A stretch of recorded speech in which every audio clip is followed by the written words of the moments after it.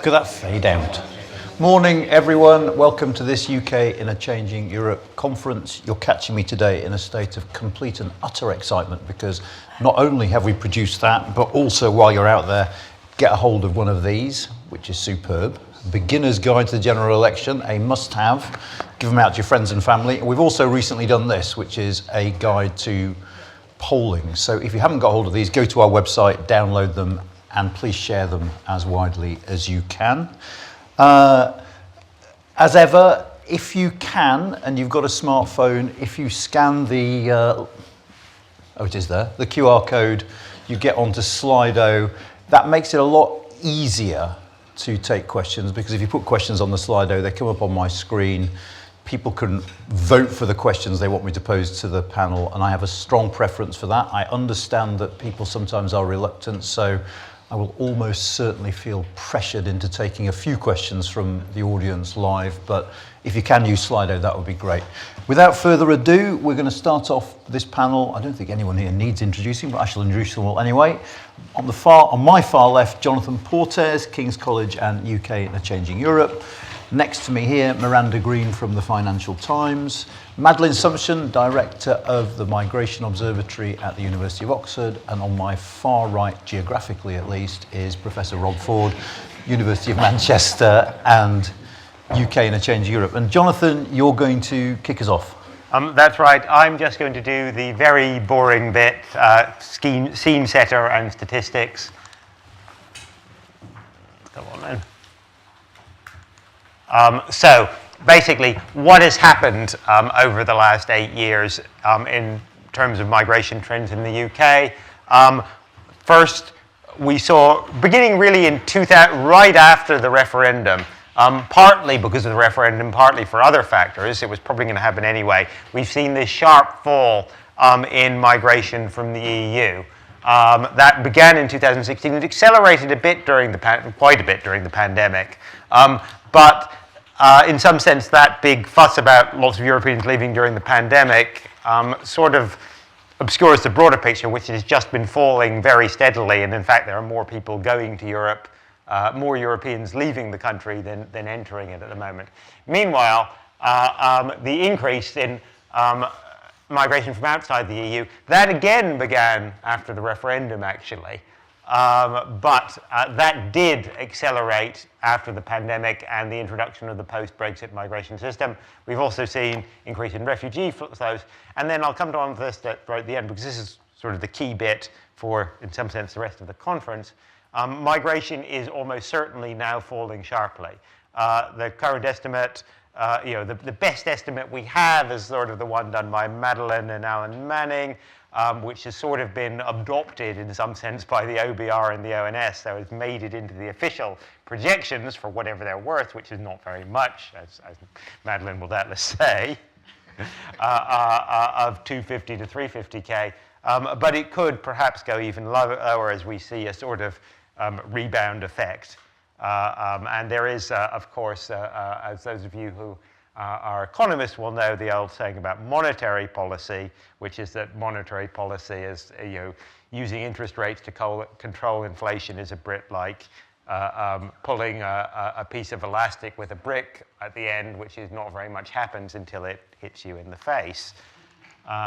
So everyone will have seen this chart, so I'm not going to spend any time on it, but it just shows the very, very recent surge in migration. But this one, I think, is particularly, it's interesting because it's known now, but less known than it should be, showing this really, because it says something about the sort of wider economic implications of migration, which we'll doubtless come on to talk to later, which is the extent to which labour market growth in the last few years has been entirely driven on net by people from outside the European Union. So we have this increase of 1.3 million in the number of people on payrolls born outside the EU. At the same time as both the number of EU origin people, and not shown on this graph, but also at best flatlining UK born people. So the entire growth in the workforce here is coming from outside the EU. And this is relating back to what you said. There's sometimes you read stuff.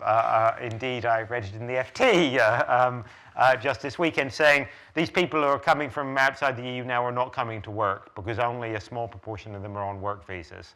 Camilla Cavendish wrote that, and a large and growing proportion, she also wrote, are inactive. And that's just not true. The fact is that even people who are not coming on work visas, people who are coming on as students or staying on through the graduate visa or coming as dependents of students or workers are in very large part working, because otherwise you simply wouldn't see those numbers. So you can, if the government says, well, we're cutting back on, we're still keeping, people, the work visa route open, at least for some people, but we're closing off all these other routes, and therefore the labour market won't be affected, and the economy won't be affected. This is not true, because this labour force growth is coming in large part from people who are not coming on work visas.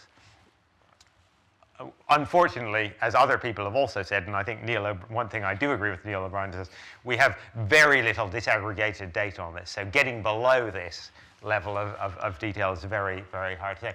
And finally, and this is a sort of forward-looking chart, this just shows the single largest category of work visas, people coming in for health and social care, showing the very, very sharp fall in the latest quarter. So this is really, the numbers just fell off a cliff.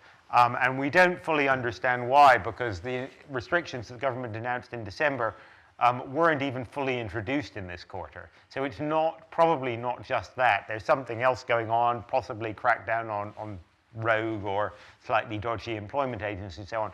But if this trend continues, you could really see a very, very sharp fall. And these are visa figures. They take a while to feed through into the migration figures produced by the NHS. So if these figures continue, you could really see a very, very sharp fall in overall migration numbers. But of course, we don't know the extent to which this is a permanent shift or something of a blip. But at the moment, my central sort of scenario for what it's worth is there will be a very, very sharp fall in migration in 2024. And I will stop there. Thank you very much indeed. What I'm going to do is we're going to rattle through the presentations and then come to questions and discussion. But Rob.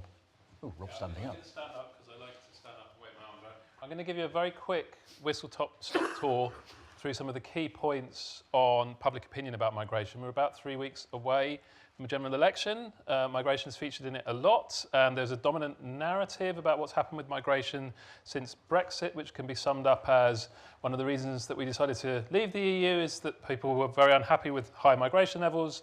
Then they were more happy because they expected migration to be controlled. Then migration wasn't controlled, and now they're unhappy again. That's the narrative.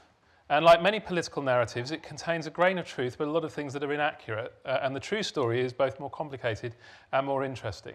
So point number one, were people unhappy about immigration before Brexit? Yes, they were. That's the red lines here. Net negative views of the economic impact of immigration and of the cultural impact of immigration. Did they become happier about immigration after Brexit? Yes, they did. Even though migration did not fall in this period, the share of people who said immigration was positive rose sharply. Have they become unhappy again in recent years? Yes, they have, but not anywhere near as unhappy as they used to be. People still regard immigration positively now in the most recent data than we have, even though we're seeing very sharp increases in the overall level of migration. So when you hear politicians say everyone is as angry now as they were before Brexit, it's simply not true. They aren't.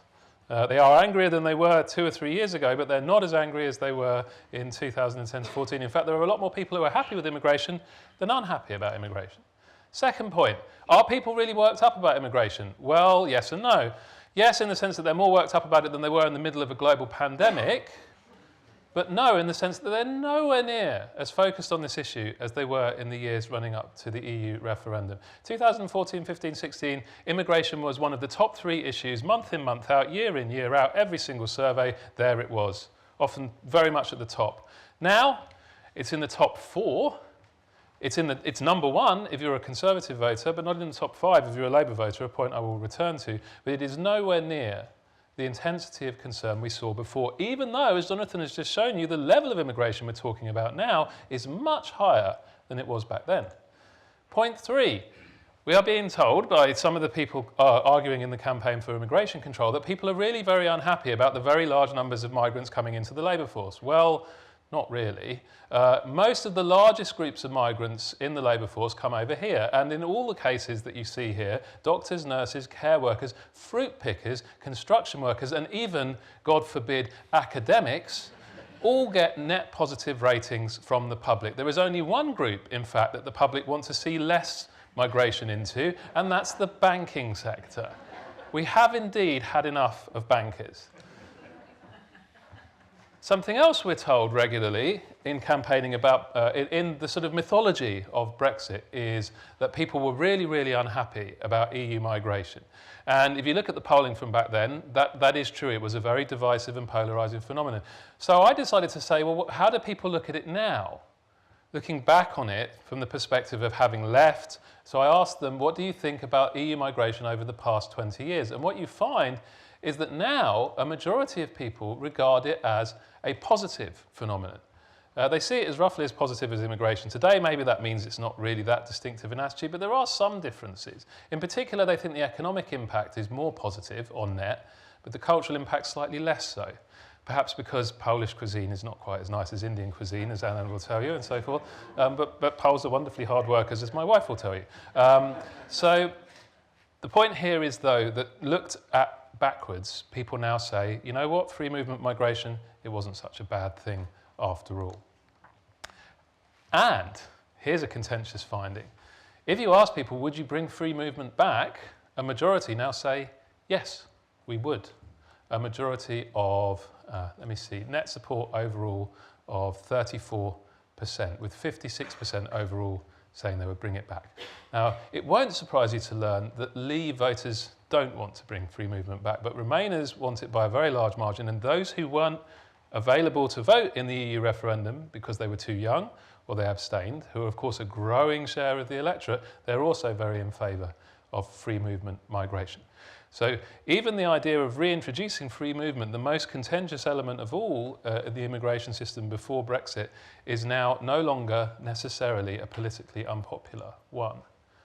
However, something else has become more politically contentious and possibly worrying for those of us in the university sector.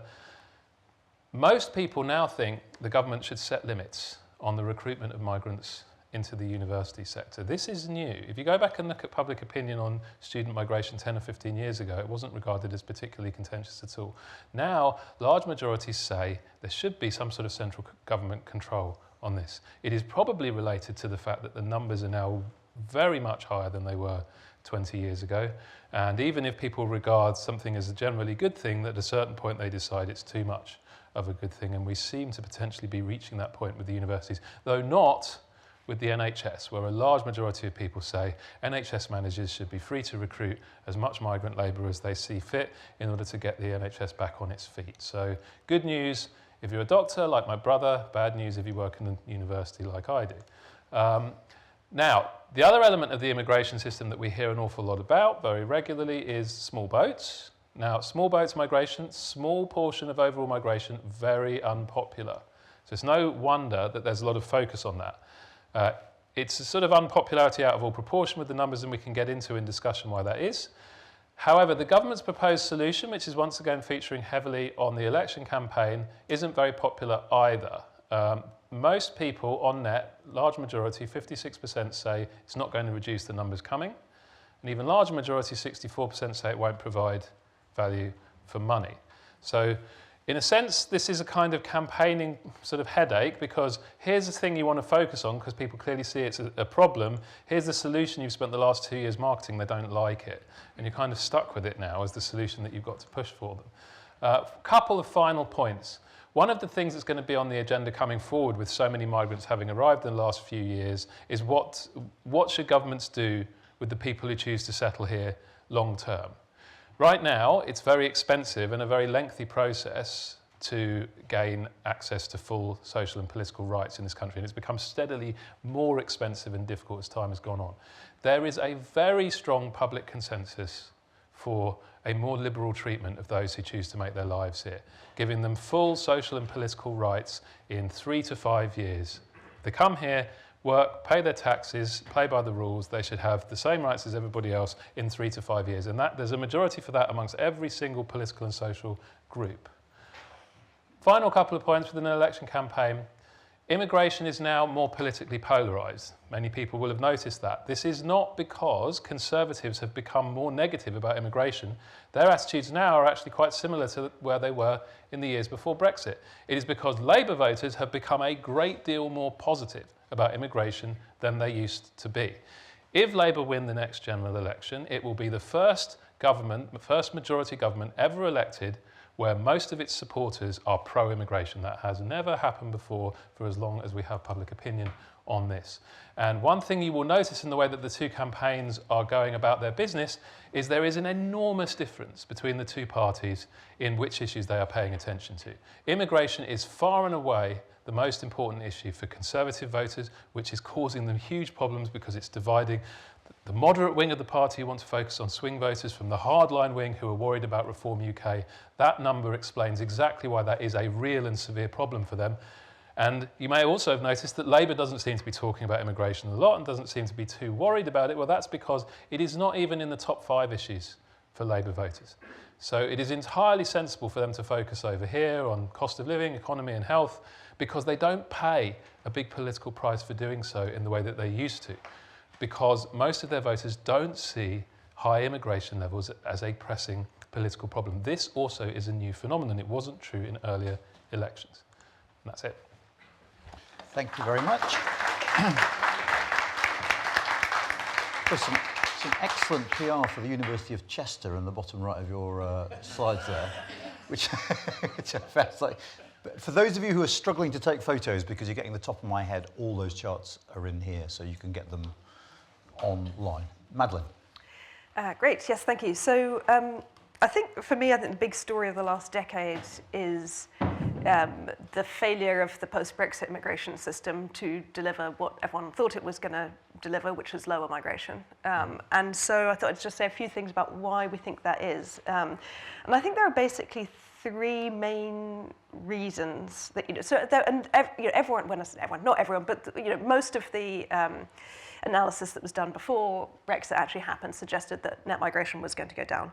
And I think the reason it didn't is a combination of some of the choices that the government made, basically liberalising choices, some other things going on outside of immigration policy, in the NHS and universities and so forth, and then just miscalculation, basically mistakes. I think that if the government had realised what was going to happen to the migration figures, I don't think they would have made all of the choices that they did, but I think it wasn't necessarily easy for them to predict what the consequences were going to be. On the choices, I think there's an interesting thing, and I know Rob's done some work on this. You've got this tension in the public opinion polls that you also see in political debates between the desire to have lower levels of migration, but then actually quite liberal preferences on specific routes. So if you ask about particular, do you want skilled workers, do you want fruit pickers, effectively you say yes, yes, yes to everything. But then, so what you end up with is that what the public wants is a liberal immigration system that delivers low levels of migration, which obviously isn't something that's very easy to do. And we see this, I think the really interesting example of this was Ukraine, right? So with the Ukraine war, Boris Johnson stood up in Parliament and said, we're going to have this wonderfully generous system. 200,000 people could come to the country on this visa. And astonishingly, he was right. Actually, it was about 200,000 people. And everyone said, great, yeah, what a good idea. And then 9 months later, the immigration figures came out, and it was, whoa, hang on, why did we let in all those people? And he literally stood up in Parliament and said that he was going to do it. And so I think that we just see this tension that you get a lot of sort of positive, positive discussion about the specific routes, but then they will add up to a number that people don't like. So just a couple of other things. I think on the miscalculation point, I think that not everything, it's easy now to look back and say, oh, it's obvious why these things happened, right? So, you know, we introduced post-study work. It made the UK a lot more attractive to international students. Hence, we have a lot of international students. So it sort of looks obvious in hindsight. I actually think it wasn't that obvious in the sense that we had a broadly similar regime about 15 years ago for post-study work with nowhere near the number of students. So other things had changed in the meantime, including the fact that universities' finances had deteriorated and they were also going out more actively abroad trying to recruit students. Similarly, you know, I don't think it was necessarily predictable that students would start bringing loads of family members in a way that they had just never done in the past. I don't think it was necessarily obvious that the Home Office, which is sort of known for its, you know, suspicion towards applicants, would be handing out visas, care visas, to apparently almost anyone who asked for them. So, you know, I think some of these things, you know, with hindsight, they may seem obvious, but they weren't necessarily obvious at the time. One thing that was obvious actually was this issue of exploitation that we've seen in the care sector. You know, there were many people, including myself, writing well before Brexit about the fact that if you end free movement, a system that has a lot of rights, and instead introduce people on visas that tie them to their employers, where people have a lot, you know, fewer rights and are going to be more dependent on recruitment agencies, then that is going to lead to problems of exploitation, and it has. Thank you. I do sometimes wonder if our political debate on immigration is uniquely bad. I mean, is it worse than it is on other issues? We might be able to get back to that, but I mean, it's very, very striking, isn't it, how there seems to be this mismatch between a lot of the rhetoric and the reality of what's going on. But anyway, Miranda. Well, yes, thank you very much for this great report. And I guess as a member of the feral beasts of the media, I'm here to lower the tone slightly from this, you know, excellent and informative debate so far, because there is a general election going on, and it's nice to be here for a couple of hours away from it.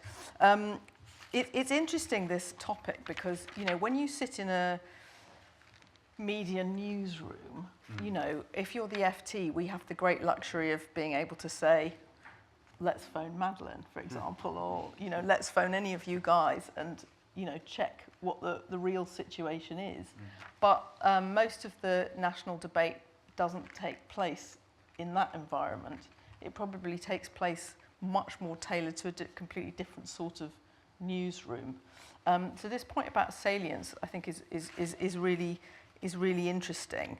You know, because, you know, in the same way that for playwrights, you know, conflict equals drama, you know, disruption equals news, you know, and whether that disruption is the government has made a miscalculation and all of a sudden the numbers are not what they thought they were going to be, or whether that disruption is Nigel Farage, you know, leaping onto the stage from stage right to change the dynamics of a very important, potentially historic election campaign. That's where the oxygen is drawn to, you know. So thank you very much, I suppose I'm saying, for doing this, you know, elaborately rational exercise. But obviously the debate isn't very rational. But you know what I think is really interesting, looking at particularly the graphs on public opinion, is that I sort of think one of the things that's happening is that the emotions are now more finely balanced than they were a few years ago. Partly I say that because I sit before you not just as a journalist, but also as the daughter of elderly parents who need daily care from social care, and an intensive user myself of the healthcare system, you know, and watching how the personnel on the wards has changed, right? And, you know, a mother of 2 teenagers who would like to go to a university, well, at least one of them, I think, would like to go to university, but, you know, I hope the universities are still there for them and can take home students, you know. So, do you know what I mean? I think the sort of self-interest of the voter has changed a bit since the Brexit years, and I think that's reflected in Rob's charts. And you know, therefore, the kind of, you know, the emotional reaction to what seems like an enormous net figure is, I think, for a lot of people in the public now balanced by a much better understanding of you know, what immigration contributes to the infrastructure that we all rely on. And that's before you even get into discussions about the economy and the degree to which employers are complaining about how a net migration cap actually distorts things. Obviously at the FT we are subject to many daily sort of complaints from businesses and employers about how constricted the environment is because of immigration hostility from the government. And that is, that is a serious problem. You know, the conversation, I know you have a session later to sort of throw it forward to the challenges of the next government, but, you know, this topic of where is economic growth going to come from is where all the sort of intelligent political energy is at the moment. And so I think the conversation about immigration is going to have to change politically because of that as well. You know, you have to look at the post-Brexit settlement now in the context of the fact that you have an incoming government that's pledging to raise no taxes apparently, but to fund a rescue of, you know, audibly creaking public services and infrastructure. Some of that's obviously going to come from trying to find some policy proposals that don't cost anything at all, but some of it's going to have to come from trying to get growth into the economy, and you have to look at immigration as part of that, you know, a set of solutions. So I think the political conversation is going to change a bit there. Just to come back to what Madeleine said, you know, I think this question of sort of caps versus people seeing the argument for the individual groups is absolutely crucial, and the more that we can get away from a political conversation around caps and net figures, the better for all of us. I wonder if the rest of you thought it was as interesting as I did that when we had the 7-way debate the other night, I don't know, actually maybe nobody watched it. I wouldn't blame you if you hadn't. I'm sort of taking quite a lot on trust there, aren't I, that people might have bothered. But Stephen Flynn of the SNP actually got clap lines, you know, when he started to talk about the immigrant population's contribution. You know, the Lib Dems have, you know, unapologetically said we should have welcomed the EU's offer on youth free movement, which is something that neither of the two main parties felt able to do politically in the run-up to an election, but maybe Labour will feel happy to be more warm about post an election. So I think it's quite interesting. I mean, obviously the game that the smaller parties are in an election is completely different from Labour, but I thought that chart on the change in Labour voters' views is absolutely fascinating, because, you know, 6 months to a year ago, if you'd had a conversation with indeed Rachel Reeves, you know, whose seat is slap bang in Leave territory, or even other members of the shadow cabinet, they would have said, absolutely no way, this is not a conversation we want to have. Maybe that will change. Just one other thing, short.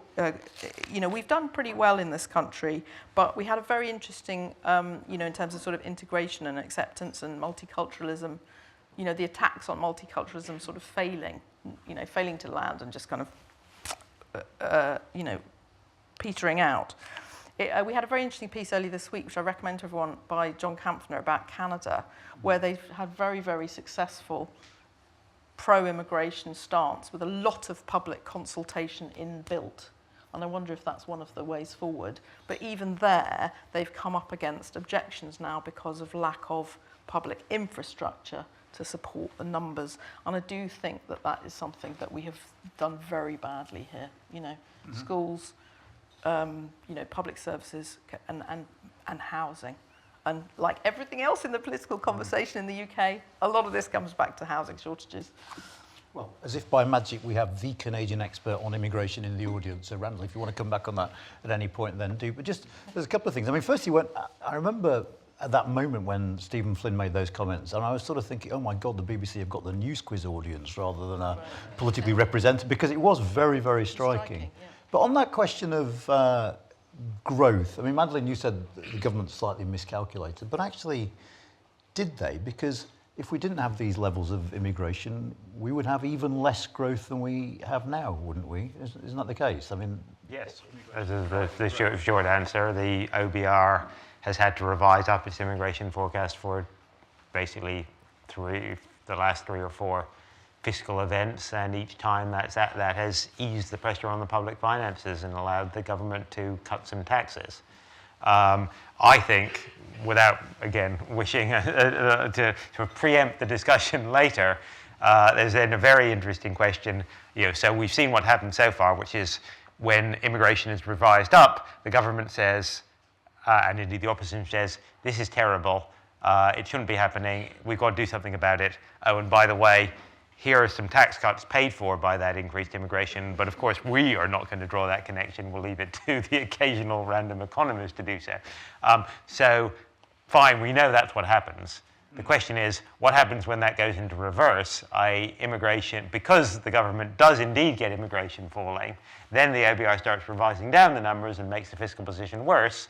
Does that change the dynamic of both the public debate and policy? And the answer is, of course, we don't know because it hasn't happened yet, but it's going to have, my central scenario is that it starts happening quite soon. While we're at it and while we have you, I mean, one of the arguments made is that, but you shouldn't be looking at GDP, you should be looking at GDP per capita, and there the story is slightly different. Do you want to address that? Well, no, I think it's a short answer, because the whole question of what is the impact on GDP per capita is a really contested, difficult economic analysis. My view is that on balance it's mildly positive over the medium to long run, because, particularly when we have a migration system that is basically bringing in people who are A, working, or B, contributing to universities, and they're not dependent on public funds, and we have no reason to believe their long-run outcomes aren't reasonably positive. So all the evidence, to my mind, is that overall, it clearly isn't, on its own, it doesn't magically guarantee huge rise in GDP per capita, because we've had high immigration without that. So it's not the answer. But the idea that it depresses GDP per capita has no evidence, and that it's probably mildly positive is, I think, what the evidence shows. But there's plenty of room for argument on that. But, I think the point is that you can argue about that and discuss that, and it's an important debate.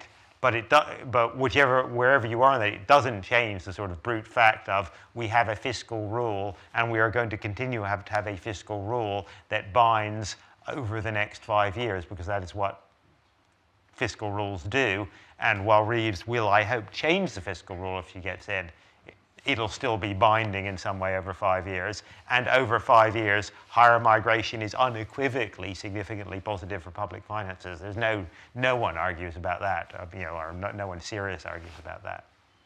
Can I just chip on that? I think there's an interesting piece in the OBR report earlier this year that, on the public finances point, that they showed that, we have, broadly speaking, migrants pay in enough tax to provide additional services that then they will use.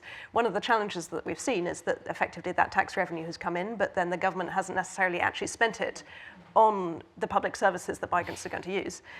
So they've sort of taken the tax revenue, but then effectively kind of watered down per capita spending on public services, which is obviously something that can't be sustained long term as a way of getting revenues out of migration.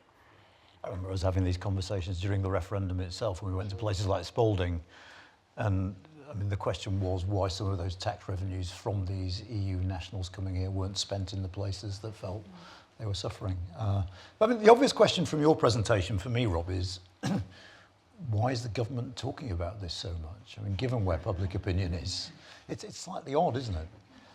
Well, I think there's actually two parts to that. Why is the government Conservatives talking about it so much, and why are Labour talking about it so little, given that you would think, based on this data, that they could make a positive case for it that would actually get the kind of applause lines that Stephen Flynn got? I think on the first part, it's because the Conservatives now have within their coalition the problem that both parties had, say, in 2010.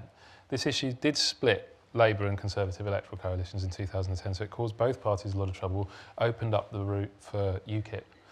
Now, it really doesn't split the Labour Party to any significant degree, but it still divides the Conservatives now, just as it did then. You've got roughly half of the voters that the Conservatives are losing are going to Reform UK, and when you ask them what are the most important issues on the agenda, they nearly all say immigration, either top or in top three. And then another half is going to Labour, and if you ask them if immigration is a top issue on the agenda, it's fourth or fifth or sixth. They're talking about public services and cost of living.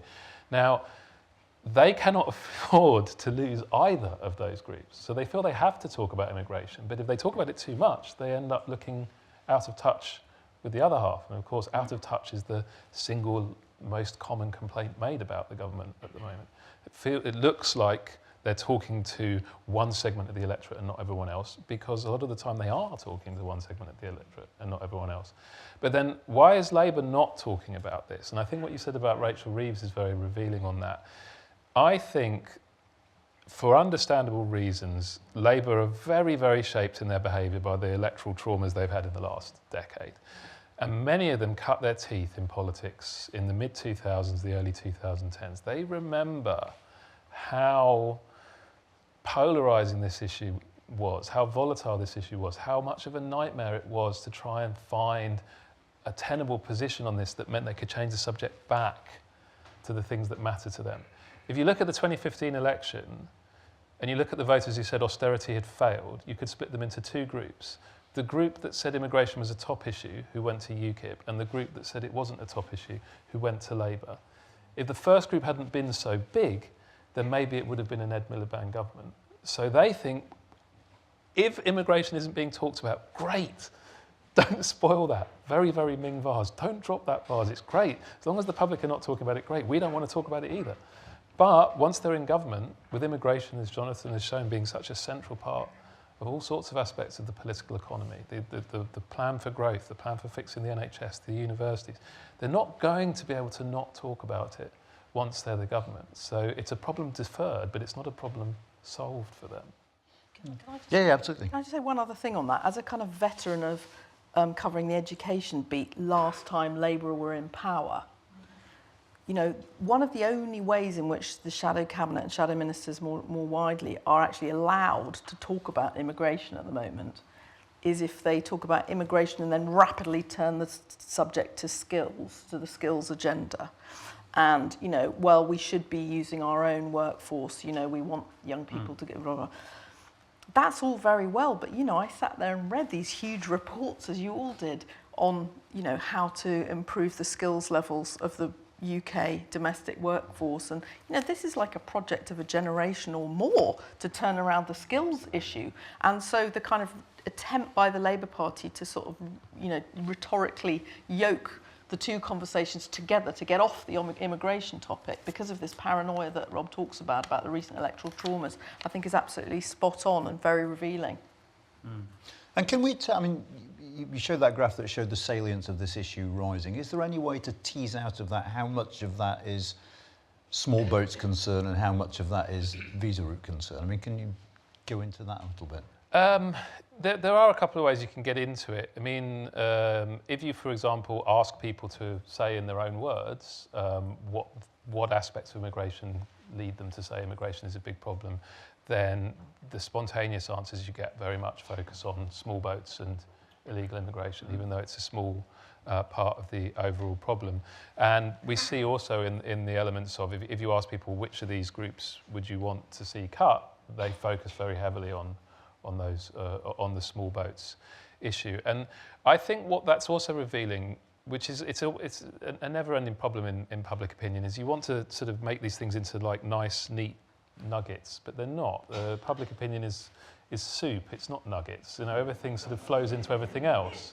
Lovely image. So in the case of small boats, it's immigration flowing into law and order, flowing into queue jumping, flowing into basic senses of procedural justice that people have. And I actually think that's one of the aspects of immigration politics that has always been hardest to wrestle with and will continue to be hardest to wrestle with, which is you can't escape geographical realities such as there are lots of people who are desperately fleeing conflict zones and the channel is not a very wide stretch of water. So there will perennially be people who are looking to come here seeking sanctuary, and if you don't provide them with a route to do it, they'll try and do it another way. But people see that as a violation of their sort of very basic instincts about procedural justice. So it isn't really a question of numbers or economic impacts, it's a question of a very different set of values and instincts that people have. And you can't really solve that problem with a kind of accounting spreadsheet. So, I mean, you probably won't be able to answer this, but it sort of just occurs to me. So if we had safe and legal routes for essentially the same numbers of people to come here without the videos of them getting in boats and coming over here, is there a sense in which the public would find that more acceptable because it's deliberate? I think that we know that the same numbers arriving, or much larger numbers arriving via safe and legal routes, don't cause any public ruction because it's happened. It happened with Ukraine, and it happened with BNOs from Hong Kong, and nobody even noticed, and particularly in the case of the latter group, and certainly no one was bothered. But the problem is that won't ever be it. There will always be people who can't meet the criteria for those routes, and they're still going to want to come here. And so there is a kind of basic enforcement, and it's a clash of values. There will be liberals who say it is just wrong to send these people back to places that are unsafe, and there will be people who say it is just wrong that they get to jump the queue, quote unquote. And there's no answer that can satisfy both groups.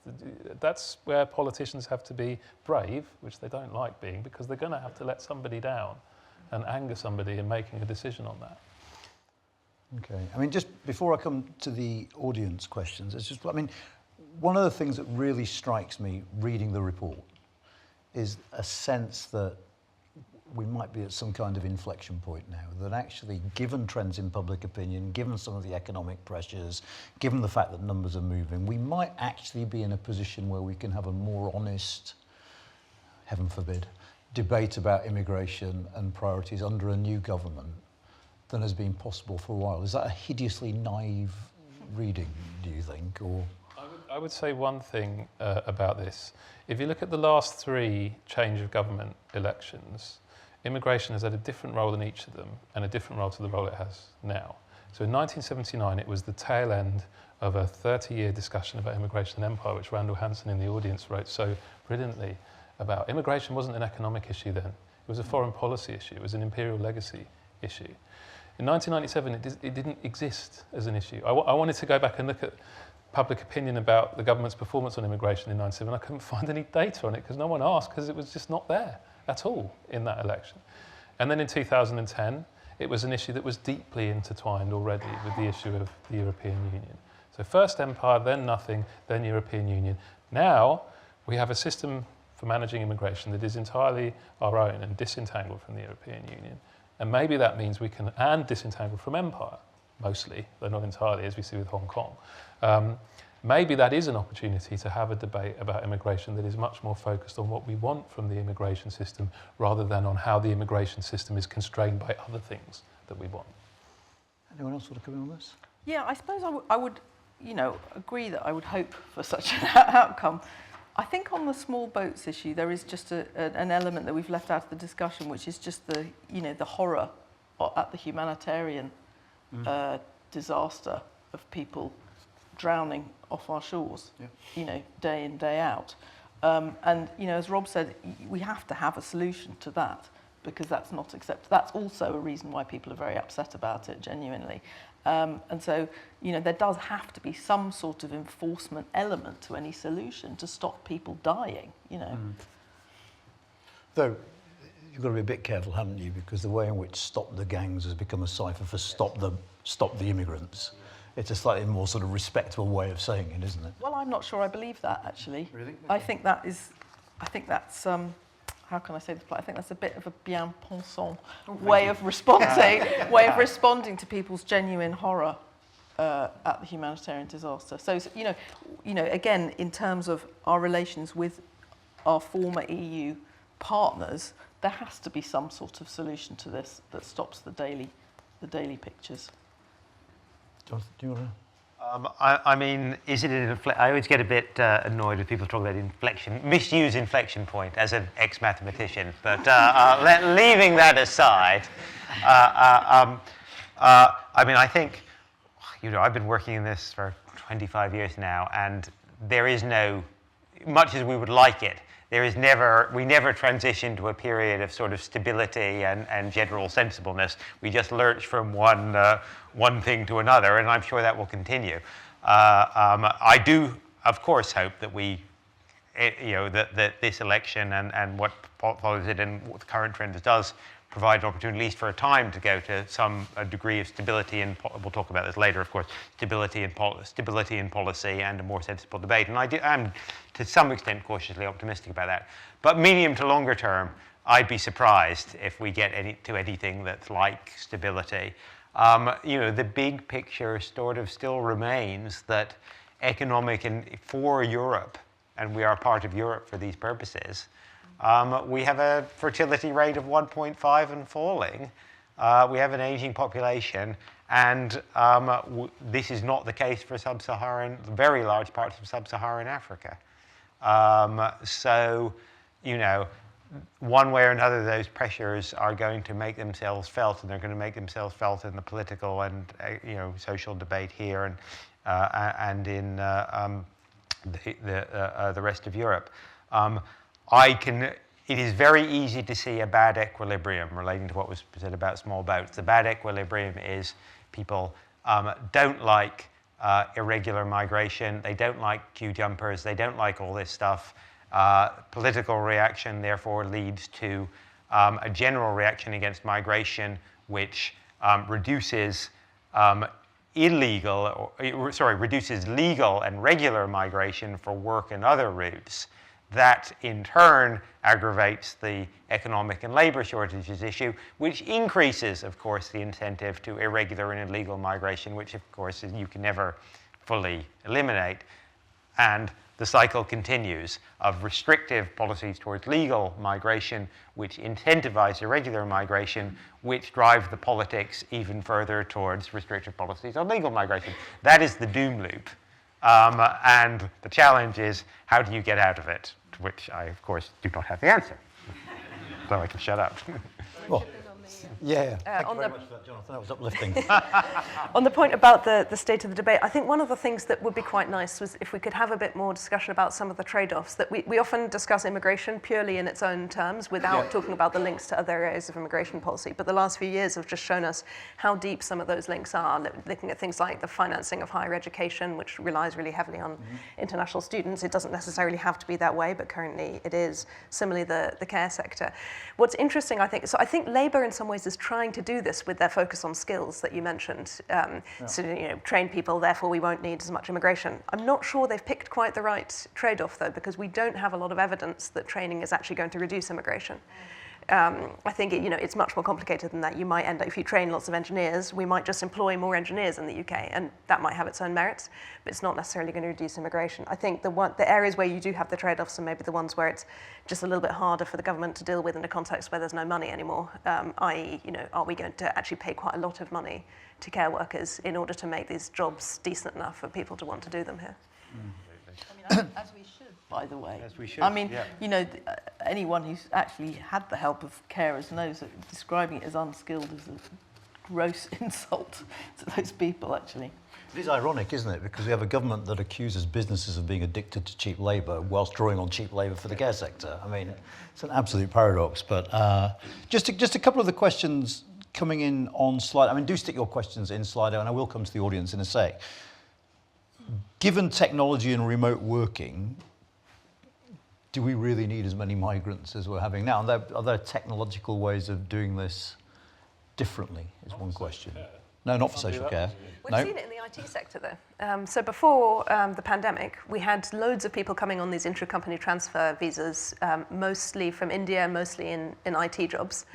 And then that collapsed during the pandemic, as everything else did, but it never really picked up again in the way the other. So I think that there was a sort of realization that actually a lot of the stuff can be done remotely, and having these expensive, expat packages for Indian IT workers was not necessarily a model that needed to persist. I think it's harder in a lot of other jobs where there is still quite a lot of face-to-face. No, I mean, careful. I mean, obviously, yeah. If you look at I was being a little bit facetious, but actually if you look at the largest flows, social care, that can't be done remotely. Medicine, that can't be done remotely. Students, well, we tried. We didn't enjoy it very much, trying to do all of that remotely, and the students themselves overwhelmingly say they don't like remote learning. They prefer to have learning in person. So many of the largest flows, you would say, well, actually, it isn't obvious that there's a technological solution that can stop people physically coming and going.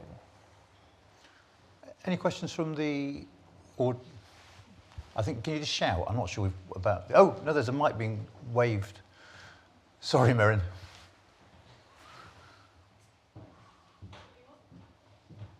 We like to keep our team active. I can project as well.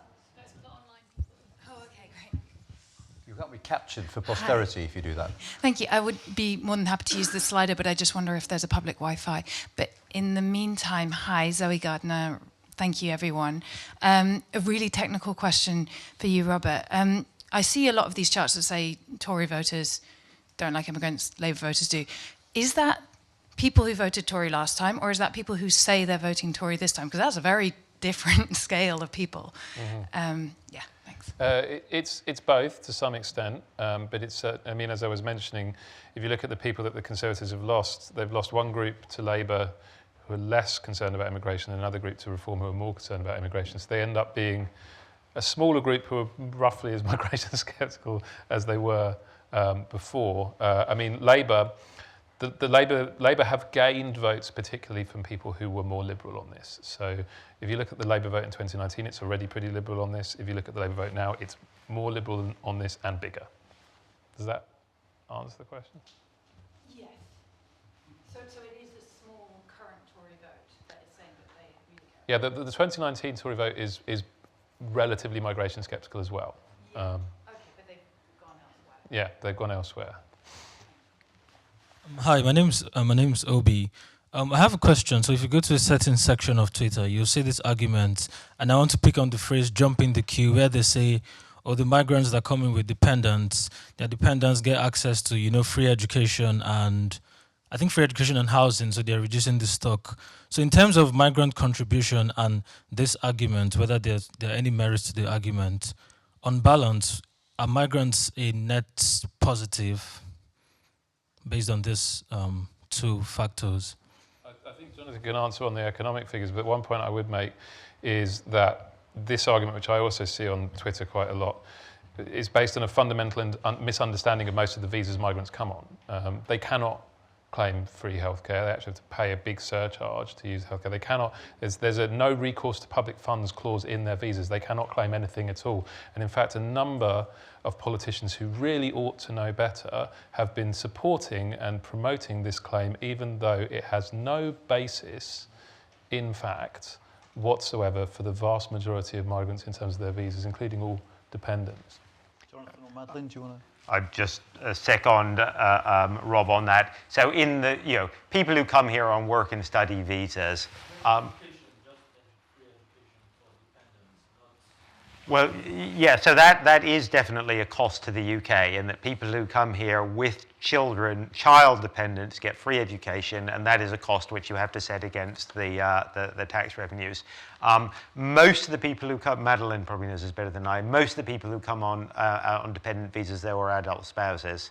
There are quite a few children, but it's not nearly as big as the adult spouses. So overall, we can be still pretty sure that people who come on work and study visas are sort of overall paying in. The longer term impacts are much more difficult to calculate and controversial, but in the short term, it's clearly a strong net positive.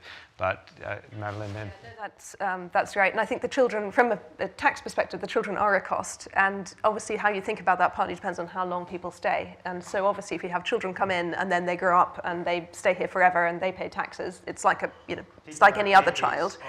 A net cost. Right. The issue, I think, you have a higher net cost. So for a group like international students, where a lot of them do go home, then you would never recoup those taxes. So there will be some students who I think overall are having a net negative fiscal impact. Yeah. Just on that point about the children, interestingly, on the ground, one of the things that's happened in recent years as the primary school rolls are falling is that the primary schools are competing actively in local areas for the immigrant and particularly refugee children, because it's helping to bump up the numbers in the primary schools at the moment. I mean, that's a cost to the exchequer eventually, but it's being coped with in the system in terms of places because of falling rolls in primary schools. Randall Hansen from the University of Toronto. I just wanted to pick up on Miranda Green's comment, and I think that's absolutely right. There was a decades-long consensus in favor of immigration, which is slightly beginning to unravel. And the weak spot is housing, in a sense that there is too little housing and immigration is pressing up housing costs. Now, there's also, though, an element of politicization in the sense that the Conservative Party chose a sideways attack on immigration in Canada. You can never have a direct frontal assault because of multiculturalism and national identity. So politicize the housing issue, and then people drew the link with immigration. But that politicization was a matter of choice, and we mustn't forget that in the increase in skepticism of immigration, there's almost always a mainstream political party that decides to politicize the issue. On the issue of the small boats, I think that's absolutely right. The only way to deal with that problem is to open legal routes, and if you disaggregate the countries of origin on the small boats, the United Kingdom is in the reverse position of Italy. Most people on the boats to Italy come from countries that produced refugees. Most people on the boats coming to the United Kingdom, and there are exceptions to this, of course, are countries that produce economic migrants. And they're on the boats because of an absence of other channels. And final comment, Rob's absolutely right. Where the public has a sense that you lose control of immigration, and that can be over really quite small numbers of people, support for immigration collapses. So a perception of control is always the anchor of a successful immigration system. Thanks. Do you want to come back on any of that? Yeah, I don't totally agree on the point about the people crossing the Med versus people crossing to the UK. In some ways, it's the other way around, that you have a lot of, for example, people from Nigeria crossing the Med, whereas here it's primarily, we had this period where there was this very unusual period where we had a lot of people coming from Albania who were very unlikely to qualify for refugee status. But otherwise, the top countries coming here have been groups that have a majority acceptance,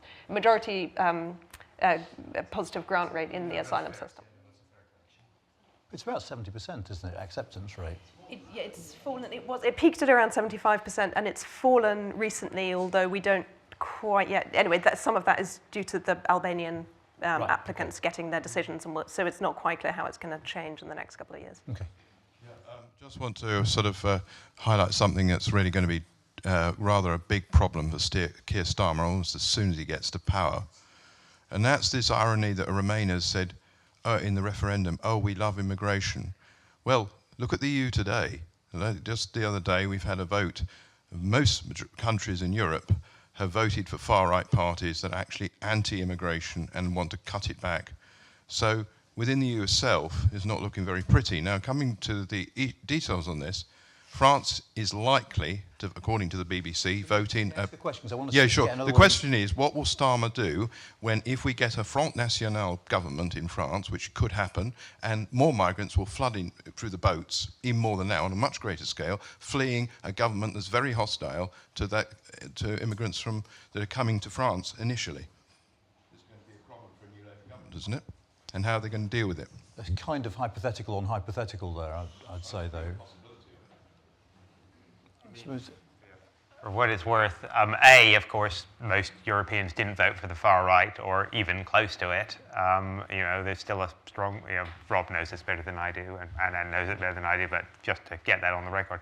But, I mean, the second point is, yeah, well, maybe, but, a Front National, an RN government in France would pose significant problems, in my view, for Starmer's agenda of rebuilding links with Europe. Yeah. This would be one, but probably not the most important aspect of that. It would make things marginally more difficult, but actually I think there'd be a lot of things that you'd be very worried about already.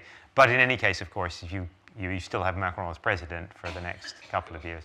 I could also just add a couple of points. Firstly, yes, there isn't a far-right majority really anywhere in Europe, and there wasn't a rise in the far-right everywhere in Europe either. There were a number of countries where it fell. That said, there is a large far-right vote in Europe, but it isn't... this is one of the problems with the immigration debate. Immigration is not monolithic here. It's not monolithic anywhere else either. None of the far-right parties in Europe are arguing for, Frexit or Italexit or Polexit or anything like that. There actually was a Polexit party. It got a rounding error in 0.0%. And that's fully signing up to free movement. They have no issue with immigration within the EU, which was the issue that was so important in our debate. So it's not quite the right analogy to draw. But that said, I do think it's not just that an FN government would be a problem for us in terms of the channel. It would be a problem for the EU across the board as well. But the EU has managed an Orban government, it's managed a Maloney government, it's managed a law and justice government in Poland, which has been vehement on this as on many other issues. So I think they'll find a way to adapt, and I think Starmer will probably be able to find a way to adapt as well. I think one thing that would be really interesting is that populist right-wing leaders will be far more willing to do bilateral side deals with the UK than centrist governments, and that could pose some interesting challenges for Starmer, whether he wants to do deals with, you know, a Geert Wilders prime ministership because he'll offer us a mobility deal, partly because he wants to annoy the European Commission. But whether Starmer wants to do that sort of business with him will be interesting. Anyway.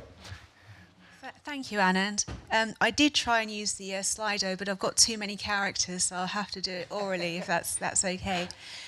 Firstly, Miranda, thank you so much for speaking up about the care sector. It's something very close to my heart. I currently care for my elderly father.